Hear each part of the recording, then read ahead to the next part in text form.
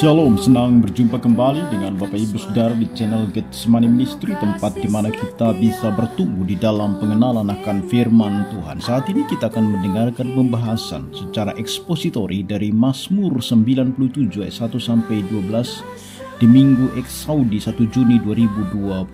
Sebelumnya mari kita bersatu di dalam doa. Tuhan, firman-Mu adalah kebenaran yang memberikan pengertian bagi kami untuk kami dapat mengikuti Engkau di dalam kehidupan kami. Dengan Roh-Mu yang kudus, bukalah pengertian kami untuk memahami kebenaran-Mu. Dalam Kristus Yesus kami berdoa dan bersyukur kepadamu. Amin. Firman Tuhan bagi kita diambil dari Mazmur pasal 97 ayat 1 sampai 12. Demikian firman Tuhan. Tuhan adalah Raja, biarlah bumi bersorak-sorak. Biarlah banyak pulau bersukacita. Awan dan kekelaman adalah ada di sekeliling dia. Keadilan dan hukum adalah tumpuan tahtanya. Api menjalar di hadapannya dan menghanguskan para lawannya sekeliling. Kilat-kilatnya menerangi dunia. Bumi melihatnya dan gemetar. Gunung-gunung luluh seperti lilin di hadapan Tuhan. Di hadapan Tuhan seluruh bumi. Langit memberitakan keadilannya dan segala bangsa melihat kemuliaannya. Semua orang yang beribadah kepada patung akan mendapat malu. Orang yang memegahkan diri karena berhala-berhala, segala Allah sujud menyembah kepadanya. Sion mendengarnya dan bersukacita. Putri-putri Yehuda bersorak-sorak oleh karena penghukuman-Mu, ya Tuhan. Sebab Engkau, ya Tuhan, yang maha tinggi di atas seluruh bumi. Engkau sangat dimuliakan di atas segala Allah. Hai orang-orang yang mengasihi Tuhan, bencilah kejahatan. Dia yang memelihara nyawa orang-orang yang dikasihinya akan melepaskan mereka dari tangan orang-orang fasik. Terang sudah terbit bagi orang benar dan sukacita bagi orang-orang yang tulus hati.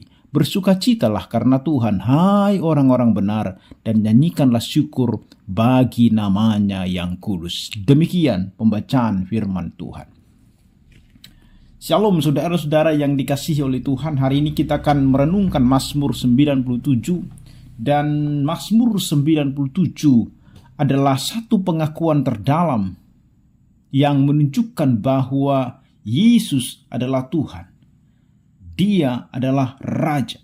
Tetapi pertanyaannya adalah, apa artinya bagi dunia dan bagi kita bahwa Yesus memerintah sebagai Raja sekarang ini?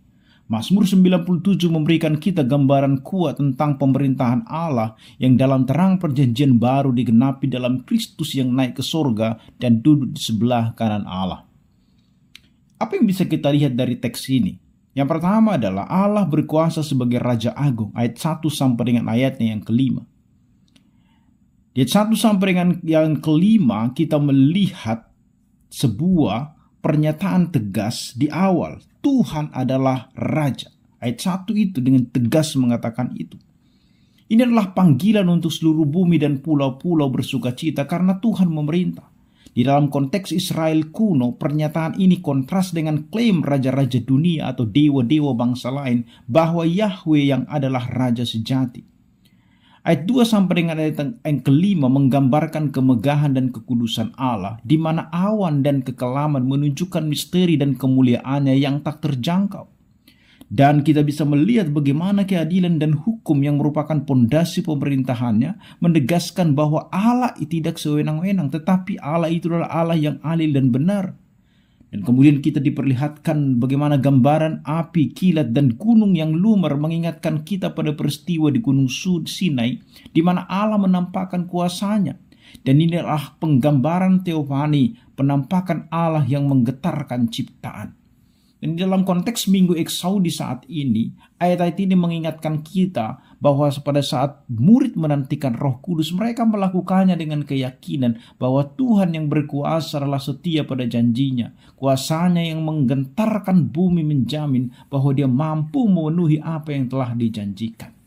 Saudara-saudara, di dalam masa penantian, baik menanti jawaban doa, baik menanti pemenuhan janji Tuhan atau penyelesaian masalah hidup, kita dipanggil untuk bersukacita seperti bumi dalam Mazmur 97. Kenapa? Karena Tuhan kita adalah Raja yang adil dan berkuasa.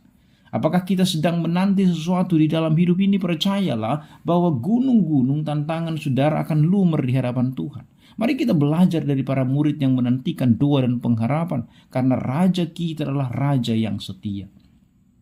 Yang kedua dari teks ini, ayat 6 sampai dengan ayat yang ke-9, menyembah Allah sejati di tengah penantian. Kita melihat dikatakan di sana langit memberitakan keadilannya dan segala bangsa melihat kemuliaannya. Sehingga malulah semua orang yang beribadah kepada patung yang memegahkan diri karena berhala-berhala. Ayat-ayat ini menunjukkan respon ciptaan pada umat terhadap kedaulatan Allah, di mana langit memberitakan keadilannya. Artinya ciptaan itu sendiri menjadi saksi kemuliaan daripada Allah. Namun ada kontras antara mereka yang menyembah Allah sejati dan mereka yang menyembah berhala di ayat 7 itu. Berhala adalah ciptaan manusia yang tidak memiliki kuasa, tetapi umat Sion dan Yehuda bersuka cita karena mereka mengenal Tuhan yang hidup, ayat yang ke-8. Dan ayat 9 menegaskan bahwa Allah yang maha tinggi di atas seluruh bumi dan lebih mulia dari segala Allah atau kuasa lain.